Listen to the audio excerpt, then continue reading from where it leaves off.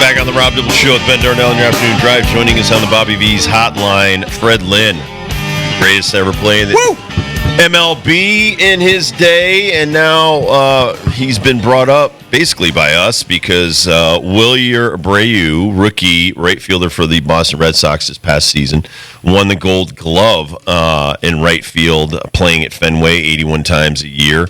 And so we thought we'd bring back one of the greatest to ever patrol the outfield at Fenway, Fred Lynn, to talk about this.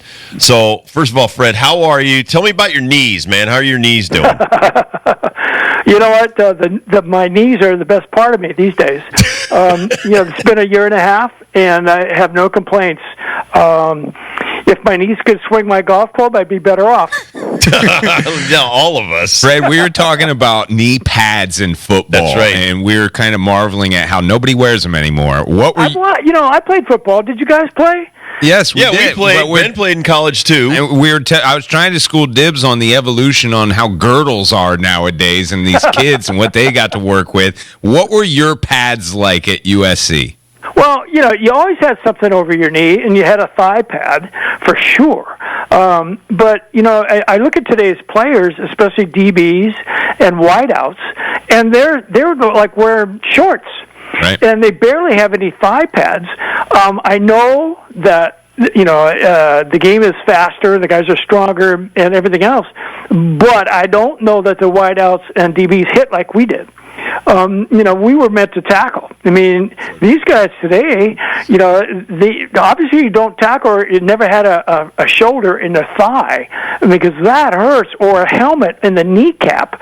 You can't go low anymore. So maybe that's why. My defense against a guy named like Kelsey is to take his knees out, go at his shins. Well, you can't hit down there anymore. So, I can see the reasoning, but yeah, we had knee pads, thigh pads. I had pads everywhere. I was a skinny dude. There's so many places we can go now, but Fred, I wanted to, you won MVP your rookie year, rookie of the year, and a Gold Glove, and I don't want to diminish the Gold Glove, but the other two awards are massive as well for you. Coming into 75, just going back in your mind, what was your first thing that you wanted to accomplish that year, and then after the season's over, and obviously you lost to the Reds in the World Series and stuff, and you got to sit down and think about your first year in the major leagues, was unbelievable. But where does that Gold Glove stack up? I think you won 6 of them as a rookie. Did you ever think you would win all those awards? And now at where you're sitting, how amazing do all those awards feel to you? Yeah, guys, I really never played sports to win awards. I played sports because, number one, it was fun. I like the challenge of it. I like the competition. I like being with my teammates, and I was pretty good at it. So the other things that came after a year was over, that was just gravy. And I never really played a season or went into a season and said, well, I want to do this, I want to do that.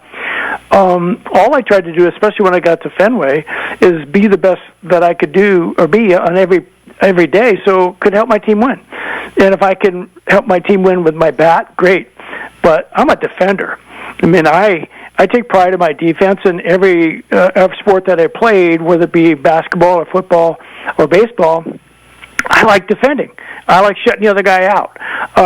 So I took great pride in it, and I had some real help. I really did. Because I played with Jimmy Rice in AA and AAA, I already knew what he could do in left field, right? So we already had a rapport. Now, obviously, we had to learn Fenway Park, which took a bit of time, but we knew each other. Now, with Dwight, I already heard about Dwight, and so as soon as I got there, I said, Dewey, you take everything from second base over to the line. I've got everything else. Don't worry about it. And so we got on great. And so those guys they'd really help me out in that balls in the gap. I knew they're just going to back me up, and I could just go get them. And it worked out really well because they were great from the line over. They did their job, and it made my job a whole lot easier in center field. And when I look back now, I'm very proud of my defensive prowess, but my defensive awards. I really look at the Gold Gloves, and to me, that means a lot. because I'll tell you guys, I'm not going to tell anything you don't know, but defense is a want-to proposition because it takes a lot of energy in every sport that you play. And especially when you play baseball, you're playing 9 innings of defense. You get 4 or 5 at-bats in a game. So what's more important? You're out there playing defense all the time, and it takes a lot of mental energy. I think you got to be pretty tough too, don't you? I mean, that outfielder in particular, I saw Willier play it this year, and he ran in the wall twice, and he's like almost knocked himself out. I mean, those corners kind of creep up on you, don't you, Fred? You should know where they are. Whoever runs into a wall, they know the wall's there, and so they're willing to give up their body to try to make a play. There wasn't a time where a wall surprised me. It's not like a middle linebacker, trying to take my head off coming across the middle. I may or may not know where he is, but I know where that wall is, and I know how many steps I'm on the dirt before I get there, and I know when I'm going to have a collision. And probably because of my football background, I was better able to hit the wall in such a way that I would get hurt. Yeah, sometimes, you get rattled. There's no question about that. And they weren't even padded back then. But it's not like football. And so, I was fearless. And, the guys you see today, when they run into some of them I see the wall surprises them because you can see that they don't know it's there yet. And that the last step is a wipeout. So, I always turn my body so I hit my shoulder, my butt, never hit my face. Here's another thing that happens in today's game. Guys get moved around position-wise. And a lot of times you'll see infielders, they throw them out in the outfield because, the guys are fast and they should be able to do it. Well, the walls are out there, and these guys don't know yet. And so when you got guys moving around position, especially from the infield to the outfield, things can go wrong for sure. So your assists that year, I think you had 11 from center field, 12. I mean, you were unbelievable, throwing people out, doing stuff from the out. Did you play a shallow center field? And again, if you're going to play in a certain position, are you telling Dwight? We just had Dwight on, by the way. He's wonderful. Dwight Evans just wrote a book. And Jim, are you telling them, or they know where you're playing so they can have your back? Yeah, back then, the center fielder was basically the captain of the defense in the outfield. We didn't have books of information. We had it all in our head. And if I was going to play shallow, the only reason I would do that if the situation dictated that I did. I didn't just play shallow just for the sake of playing shallow. I said, look at me, I'm going to run back and catch balls over my head and do all that kind of stuff. No, if the situation dictated that I move in, say there's a runner at second base with 2 outs, and my only chance to throw somebody out is if I move in a little bit, 10, 15 steps. Now, I'm not necessarily going to communicate that to the guys on my flanks. That's just if the ball's hit to me. If the ball's hitting the gap, the guy's going to score anyway. So, but if I'm, say, Wade Boggs is the hitter, I'm playing in center. Well, we're playing with Wade Boggs to hit to left center, right? So I'm going to move way over to left center, and now I have to move my right fielder with me, whoever that may be, into right center so that we cover those gaps. And back then, so we played outfield defense like a zone defense in football, the DBs. One guy moves, center field moves, you move everybody else with you, and that's where the communication comes in. That's fascinating. I know. I'm sitting here and listening to this. I know. And to me, all right, so in my mind, if the ball went over your head, that's my fault as a pitcher. Right. That's correct. So that's I totally, correct. And I still tell my 16U guys, listen, you guys play, and because I hated balls that fell in front of the opposite fielder. Like if I had a right-handed hitter up, I'm a right-handed pitcher, and the ball falls in front of my right fielder, I'd lose my mind. Because I'd much... Okay, who's the best at that? Who's the best at that right now? I'll tell you who it is. It's Mookie Betts. Yep. Because Mookie's got great speed, and when a right-handed hitter's up and he's in right, he cheats in. Yeah. Now, if the guy's got some sock, okay, you can still cheat in, but you got to respect that sock. He's not going to cheat in on Judge, right? Because he can go the other way with power. But the second half of the lineup, down there, 6, 7, 8, 9 guys, they probably don't have opposite field power. So he's going to come in. He's going to cut that run off, or he's going to make sure he catches the ball. And what guys like Betts do, and what's really important is, and Dibs as a pitcher, you know this, you want to keep guys off third base if you can, and keep the double play in order at all times, at all costs. So our job is to catch everything in the air, catch them all, and if we can't do that, keep the guy off third, and if we can't do that, keep the guys from first and second. So if somebody's on first base, one pitch, 2 outs. So that's in a nutshell, how I thought about how you play the outfield. Does it matter that Willie or Bray is a lefty like you, and so his glove hand is not to the line? Well, see, here's the deal, but when he goes to the line, he's a left-hander, so he does not have to pivot to throw to second. Okay, so Fenway Park, it's 302 down the line, but you take 10 steps in, and I did this. You take 10 steps in and go straight back, it's 380. So it's like a hockey rink. If the ball gets by you at the pole, pesky pole, it hugs the fence, just like a hockey rink, and it goes all the way around. So if he's a left-handed thrower, he just picks up and throws a second. He doesn't have to spin around like Dwight used to have this jump. Yep. He would, instead of running around it, he would basically jump in the air, pivot in the air, and throw to second. Well, you have to have a cannon to do that, which he did. Yeah. But it's you're better off having a left-handed thrower in right field and a right-handed thrower in left field just for those throws to second and in left field to third. They don't have to pivot, and so that takes time.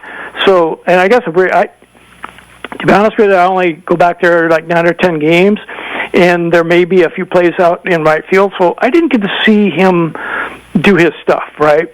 But I know he had a good arm because I saw that. But definitely advantage being left-handed playing right field. It's fascinating. And we're talking all the time about how many times, and really talking about the college kids, how they're switching schools all the time, and it's really tough for them to get consistency in their teaching, get consistency with their chemistry with other players, and like what you're saying right now makes so much sense. How many times did you play without Dewey and Jim Rice by your side, and like what were those days like when you did have some newcomer in there in left or right field? How much did you have to teach and go over these things on a regular basis because they're new?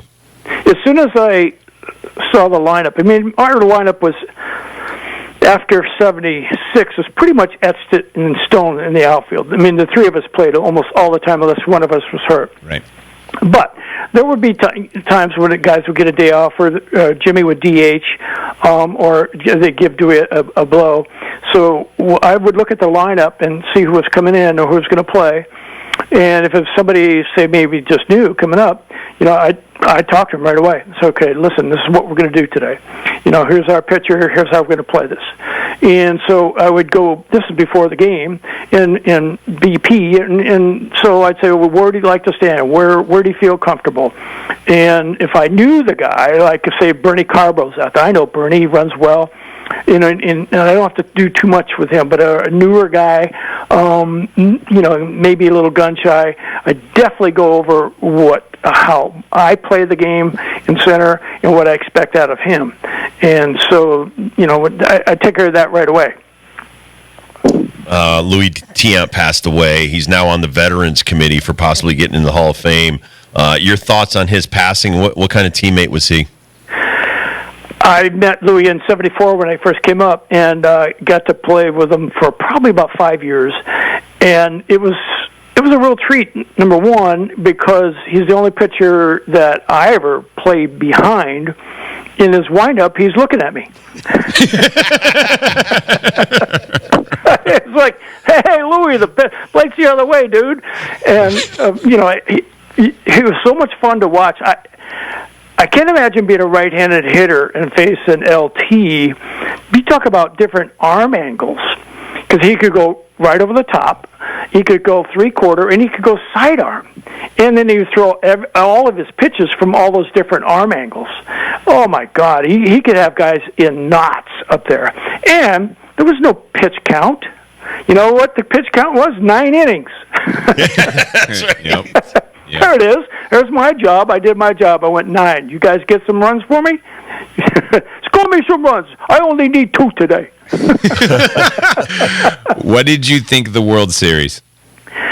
The best team won. And in my view of what I saw. Now, when you see highlights of the Yankees during this regular season, what do you watch? What do you see? You see Soto and Judge or Stanton hitting homers. Every once in a while, another guy in the lineup, I hit a home run. But I never saw defense. And then what cost them the series? Defense. The lack of the ability of the outfielders to keep runners from advancing, that extra base. You might think about it, as the inning goes on. So, he got over here. But in a short series, boy, those things are magnified when you just make one little miscue and a runner advances. It can be catastrophic, as we saw in game 5 in the fifth inning, whatever it was. I never seen anything like that ever at any level. So that was unprecedented. I was really happy for some of the guys in the Dodgers. I mean, Mookie Betts, he had another great series, but Freddie Freeman, man, everybody's talking about Ohtani. How about this Freeman guy? Yeah. And then you know what they kept throwing him? Fastballs in. Yeah. Really? Yeah. And he was kind of bringing his hands in, and he has kind of an oddball swing. It doesn't really. He's not parallel to the ground. He's kind of a mini uppercut, but he brings it right through the inside part of the plate. You can't jam that guy. You can't. And if he's looking in there, he killed him. What's it like to see USC in the Big Ten? Are we going there? Well, I mean, for you, I feel like anyone likes it. Listen, because when I went to SC, it was all about a tradition, and the tradition of our university and what we have accomplished and things, and the West Coast, and with UCLA and SE going to the Big Ten, to me it just kind of destroyed West Coast sports, really. Now, I don't even know where they're going. I don't know how it's going to play out. I know how it plays out for football. I get it. And money's a big deal. But how's it going to play out for baseball or these other smaller sports? Or we're going to go play Ohio State in April? I mean, how's that going to work? So I'm a little upset about it, to be honest. It's kind of... there's no SC Stanford. I mean, all the SC Cal. SC's still going to play UCLA. But I'm disappointed. I know how things are going, and pretty soon we'll just have just one giant league, I guess. But I just don't know how it's going to play out for all the other sports. Our UConn baseball team's making the trip out west, and they're going to be taking on your USC Trojans. And I've known this this baseball program just be a powerhouse over the years. And you were in the heyday of it. Like, what was it? 68, 70, 71, 72, 73, 74 NCAA tournament champs. Like, what was it like to be a part of that program when you were? Well, that's the tradition. That's what I'm talking about. And I was very fortunate to play for Rod Dado. And he coached there, probably almost 50 years. He would have done it for free, but they made him take a salary, so he took $1. And so he was a great instiller of fundamental baseball. We will never beat ourselves. And, we had talented players. There's no question about that. But so did Stanford, so did Arizona State, so did UT Texas. There was a lot of schools that had good talent. But you know what? When it came down to crunch time, we never made those mistakes. We didn't make any mental errors. And so consequently, in any tournament game that I ever played at Southern Cal, and when the tournament was on the line, we won them all. We won them all. In my 3 years at playing there, we never lost a game to UCLA. Not one. So there were some standards that we had. In fact, when I was a freshman there, I looked at our schedule, and at the bottom of the schedule, it has Omaha. I'm thinking, if we have Omaha on the schedule. That's awesome. I'm 18. We're going, okay. Lofty standards. Yes. Yeah. Yes. Fred, always great to have you on. Love having you on the show, man. Thank you so much for today. Yeah, thanks, guys. I really appreciate it. You guys are very insightful. And anytime you're going to talk baseball or even football, I like the fact that you guys play too. Yeah, that's good. I'm here for you. Thank you, Fred. Thanks, you be man. well, sir. Okay, take care, guys. All right. One of the best right there, Fred Lynn. We'll come back to Dibbles and Bits next.